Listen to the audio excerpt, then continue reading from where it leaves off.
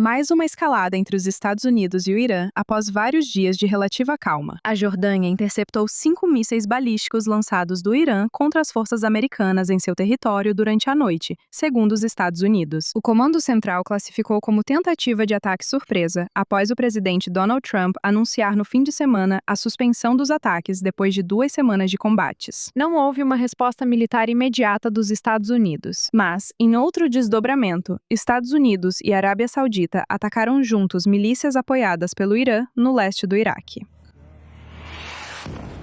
De acordo com o CENTCOM, os alvos eram terroristas comandados pela Guarda Revolucionária do Irã, responsáveis por 30 ataques de drones a forças dos Estados Unidos e infraestrutura energética saudita nas últimas 72 horas. As Forças de Mobilização Popular do Iraque, grupo composto em sua maioria por milícias apoiadas pelo Irã, afirma que várias sedes foram atingidas, deixando pelo menos 20 combatentes mortos e outros 32 feridos. Enquanto mísseis voavam, a diplomacia também sofria outro golpe.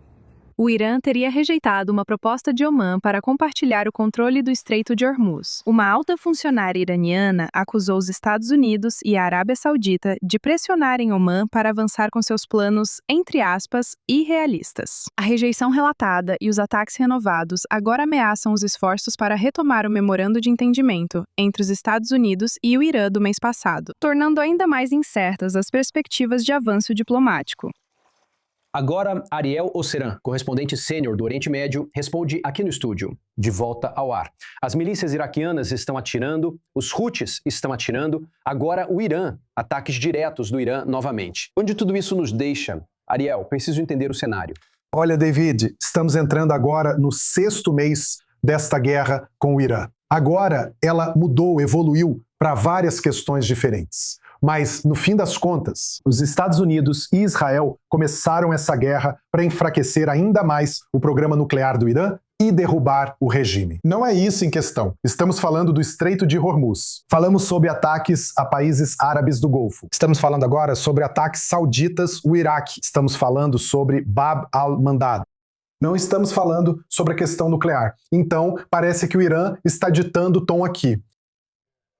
No entanto, o que também podemos identificar é a dinâmica cíclica dos Estados Unidos, prestes a lançar ataques massivos. E então, eles são cancelados no último momento. Deixa espaço para a diplomacia e então o Irã retoma os ataques, bombardeios, e aí chegamos a isso. Agora, não é a primeira vez que falo sobre a dinâmica que aconteceu no fim de semana. Já estávamos nessa situação em maio. Então, o que parece é que talvez não seja o Irã que está ditando o tom, mas na verdade o governo Trump está tentando ganhar tempo para não se envolver em operações militares em grande escala contra o Irã antes das eleições de meio de mandato em novembro. Por quê? Porque isso vai desestabilizar ainda mais a economia global. Isso vai elevar os preços da gasolina nos Estados Unidos. Esta é uma guerra impopular internamente nos Estados Unidos. E, portanto, tentando evitar o limiar mais alto de operações militares, enquanto as mantém em um nível mais baixo. Limiar. Essa é a situação. Mas isso pode ser mantido?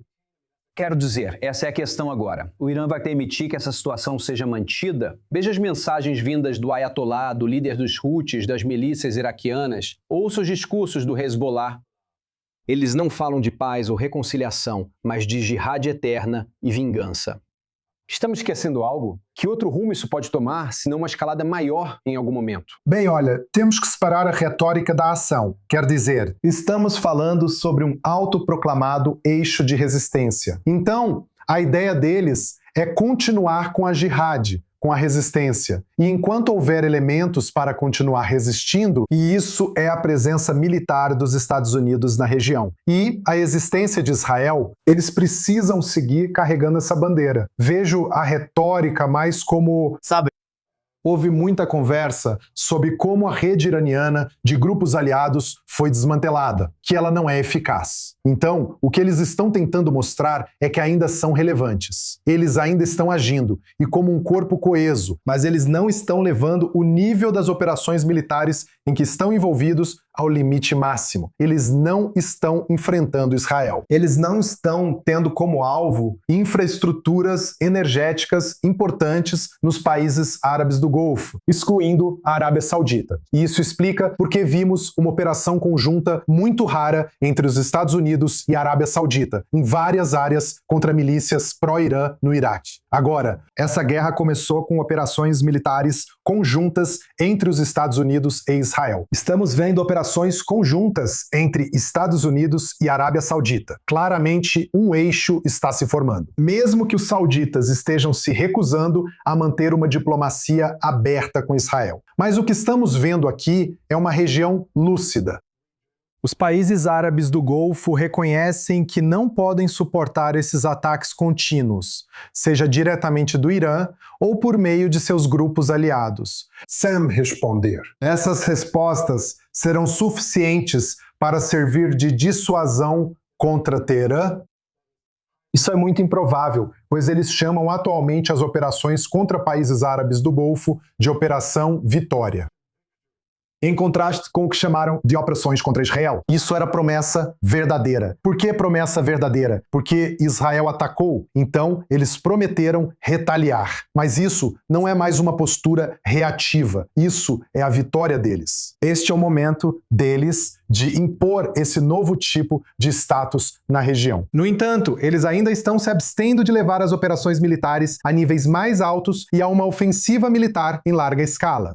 Você tem alguma ideia sobre o pensamento desses estados do Golfo? Sei que é bem opaco com os sauditas, mas veja, em Israel pode-se argumentar, e muita gente dizendo que o país está pronto para lutar novamente se acreditar que isso tem sentido e faz parte de algo maior. Outra operação pequena dificilmente convenceria os israelenses agora, mas o país tem vontade de lutar contra esse, eixo, como estamos descrevendo. E quanto aos estados do Golfo, quero dizer, existe vontade de lutar lá? Eles estão tentando negociar nos bastidores? Quero dizer, o que podemos dizer sobre onde eles querem que isso vá parar? Olha, David, é um pouco de tudo. Estamos falando de 4 países árabes do Golfo, Arábia Saudita, Emirados Árabes Unidos, Kuwait e Bahrein, que realizaram ataques contra o Irã em território iraniano. Quero dizer, essa é uma situação sem precedentes. Nunca estivemos nessa dinâmica entre esses países em conflito militar direto. Então, por um lado, eles precisam manter sua postura. Por outro lado, estou ouvindo de, por exemplo, os Emirados Árabes Unidos. Por que os Emirados Árabes Unidos não foram alvo?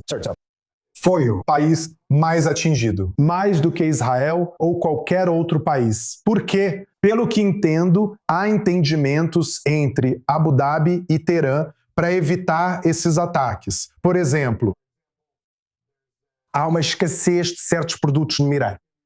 Talvez eles estejam chegando à República Islâmica com aprovação tácita. Isso é algo que pode explicar essa dinâmica. Então, por um lado, esses países estão tentando sinalizar para Teherã que sua agressão contra eles não ficará sem resposta. Por outro lado, eles reconhecem que não podem vencer a geografia. Eles vão continuar vivendo ao lado do Irã, e de um Irã sob um regime cada vez mais ousado. Um regime radicalizado que diz ser uno e que toda a operação é a Operação Vitória. É preciso, lidar com isso de uma forma muito delicada. Então, por um lado, eles estão mostrando que não vão deixar os ataques do Irã sem resposta. Por outro lado, pelo menos alguns dos países buscam acordos com a República Islâmica.